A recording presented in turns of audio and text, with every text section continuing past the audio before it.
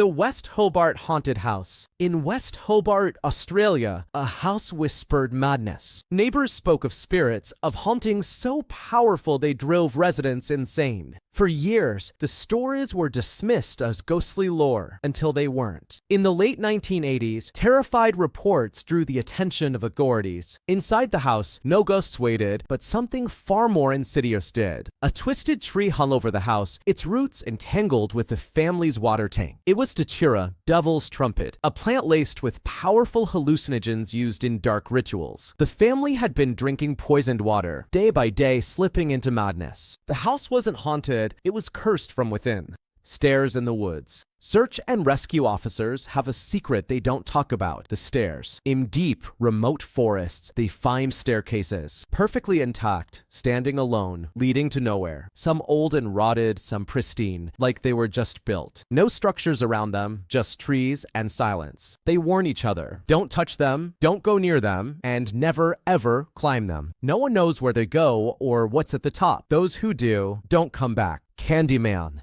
Say his name 5 times in the mirror and he comes for you. That's how the Candyman legend goes. But in Chicago, 1987, the myth became horrifying reality. Ruth McCoy made a frantic 911 call. Someone was attacking her inside her apartment. When help arrived, it was too late. She was dead, riddled with bullets. Investigators uncovered a nightmarish truth. The killers didn't break down her door. They climbed through the wall. They entered her home through the medicine cabinet, crawling through the hidden spaces between units. Candyman didn't come from the mirror. He came from the walls. The smiling man. Imagine walking alone at 2 a.m. The city is silent. Then you see him, a man in a suit, wanky and tall, walking erratically like a puppet with tangled strings. His head is tilted back unnaturally, and his mouth is stretched into an inhuman smile, like it was carved into his face. He doesn't speak. He just dances toward you, slow at first, then faster. He doesn't blink. He just smiles. You cross the street, so does he. You pick up speed, so does he. Until finally, he stops, stands still under a flickering street lamp, and watches as you disappear into the darkness. And he never stops smiling. Humans can like too. A young girl is home alone with her dog. She goes to bed, the dog under her bed. In the middle of the night, she hears dripping. Scared, she reaches down for comfort. The dog licks her hand. The dripping continues. She goes to the bathroom to check. In the shower hangs her dog, skinned and bleeding, written on the mirror in blood. Humans can like too. The Serial Snuggler. In 2004, fear gripped the campus of Louisiana State University. Girls felt watched, touched, even held while they slept. The stories sounded like paranoid nightmares until they weren't. In August that year, police caught a man who had crept into apartments not to rob or assault, but to cuddle. He folded their clothes, made food in their kitchens, and climbed into their beds. He was no violent intruder, just an eerie, unwanted presence, stealing peace instead of possessions. Mexican underground tunnels. Beneath Puebla City, Mexico, locals spoke of lost tunnels, an underground world long forgotten. For centuries, it was dismissed as folklore. But in 2015, construction unearthed the truth: 6 miles of ancient tunnels, carved between the 1500s and 1800s, snaking under the city like veins. The past had been hiding just below the surface. The Russian Sleeth Experiment. In the 1940s, Russian researchers conducted an experiment with 5 prisoners, sealing them in a gas-chambered room with a stimulant but prevented sleep. Days passed. The prisoners stopped communicating, then started screaming, then silence. When the room was finally opened, the scene was inhuman. The subjects had torn off their own flesh, fed on each other, and whispered for the gas to be turned back on. One said, "We are the madness that lurks within you all. We are what you hide from in your beds every night." Though researchers fled, some didn't make it. No records remain. Skim shoes. In the lawless days of the Wild West, Big-Nosed George Carrot was a highwayman and murderer, feared and hated. When justice came, he was hanged, and no one claimed his body. But death wasn't the end of his story. It was just the beginning of something grotesque. 2 doctors asked for his corpse. One studied his brain. The other had darker intentions. He skinned Parrot's body and, with cold precision, fashioned a pair of shears from from his flesh. Human letter, worn by a man of medicine, a horrifying trophy that blurred the line between punishment and perversion. The Harbinger's knock. You're asleep. A knock at the window jolts you awake. 3 taps, slow and deliberate. You live on the 3rd floor. There's no edge, no balcony, just darkness beyond the glass. You look, no one's there. Then, as you start to turn away, 3 more knocks, this time from inside the house. They say if you hear the Harbinger knock 3 times at your window and 3 times from inside, you have 24 hours. Not to live, to confess. If you don't, he will confess for you with your blood. Auto-Defenestration. In Toronto, 1993, lawyer Gary Hoy wanted to impress. He boasted of his office's unbreakable windows and threw himself against one, laughing at fear. The blast didn't shatter, but the window popped from its frame. Hoy plunged 24 stories to his death, a tragic victim of his own bravado. A real-life defenestration, haunting in its absurdity. A live burial. They buried Octavia Hatcher in 1891, her body still, her breath gone. Soon, others in her town fell into comas, but woke again alive. Her husband Canuck, fearing the worst. He had her exhumed, and his fears were real. Inside the coffin, Octavia's face was torn with scratches, her fingers bloodied. She had awoken underground, entombed alive. Her screams unheard, her death agonizing. Her cops. A badge, a uniform, flashing lights, symbols of safety. But in 2018, Bloomington, a man pulled over for what he thought was a routine stop. The officer tried to seize him, but he escaped. In the UK, another man wasn't so lucky. After a minor collision, fake police stopped him. He was beaten, robbed, left bleeding on the roadside. They're out there wolves in uniforms, predators in disguise. Not every flashing light means help is on the way. The man in the back seat. A woman drives home at night. A car behind her flashes its lights repeatedly. She speeds up. The car follows, flashing, honking. She pulls into her driveway, terrified. The other car stops, and the driver yells, "There's someone in your back seat." There was. He had a knife. Each time he sat up to attack, the driver behind her flashed his lights, scaring him back down. She never saw him. He was waiting. Dear David, based on a viral thread. A man starts having sleep paralysis and sees a deformed child with a dented head watching him. The child, David, says you can ask 2 questions. If you ask a third, you die. The man asks 3 questions in a dream. Weeks later, objects move, lights flicker. David appears in photos, crawling closer each night. Final video shows David standing over his bed, smiling. Then, static. No updates since. Thank you so much for watching this video. If you'd like to discuss it or suggest new ideas,